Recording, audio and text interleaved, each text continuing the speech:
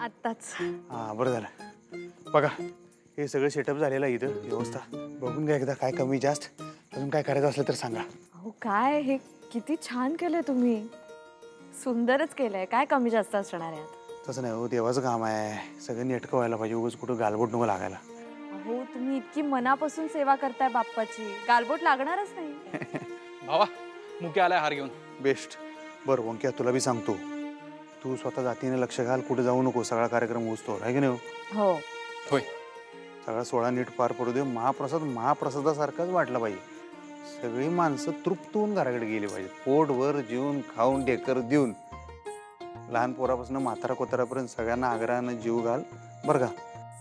हां कोणी नाराज नको व्हायला. तू काळजी करू नकोस, झाली सगळी व्यवस्था. किती आत्मीयतेनं करताय हो तुम्ही सगळं. म्हणजे फॅक्टरीतल्या गणपतीसाठी सुद्धा तुम्ही किती छान छान गोष्टी केल्या. ते किती छान केलंय सगळं. मी पहिल्यांदाच बघतेय हे. तुमचं ना अधिपती कौतुक करावं तेवढं थोडं आहे. नाही हो, वर्षातनं एकदा गणपती बाप्पा येतात आपल्याकडे आहे की नाही मग. सगळे जल्लोषात व्हायला पाहिजे हो. आणि शेवटी आपण कोल्हापूरकर आहे. आपण पाहुणचारात कमी पडून कसं चालेल. ढिलं पडायचं नाही. तुम्हाला सांगू का वहिनी, अधिपती जेवढी बाप्पाची काळजी घेतो ना तेवढीच काळजी इथल्या प्रत्येक माणसाची घेतोय. ए वैक वय थंडगे भावा, तू आणि कुठं सुरू होतोस. कामगारांची काळजी घेतो म्हणजे काही उपकार करत नाही बाबा.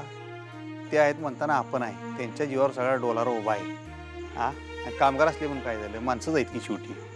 ती बी माणसं आपण बी माणसं जो. माणसा माणसात भेद कशाला करायचा. भेद करायचा असता तर मग गणपती बाप्पानं वरनंच भेद करून पाठवलं नसता आहे की नाही.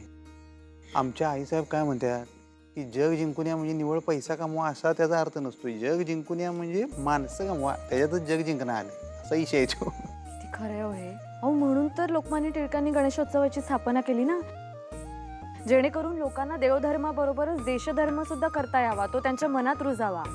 देणग्यातून समाजसेवा करता यावी, देशाच्या हितासाठी प्रगतीसाठी काहीतरी करता यावं. म्हणजे बेसिकली माणसांनी माणसांशी माणसासारखं वागावं. किती सिंपल आणि छान विचार आहे ना हा. थँक्यू रे बाप्पा. आज तुझ्यामुळे आमच्या मास्तरीनबाई लई दिवसानं बरं काय मास्तरीनबाईन आणि बोलला लई दिवसानं भारी वाटलं. काय अधिपती, मी काय इकडे कुठला विषय शिकवते का? आणि तुमचा विषयच हार्ड असतोय. बरं चला आपल्याला जायचंय ना, घरचे आलेत सगळे. आले वा वा. चला ओंक्या थोडं सांगितलेलं तेवढं नियोजन लावून ये तुम्ही.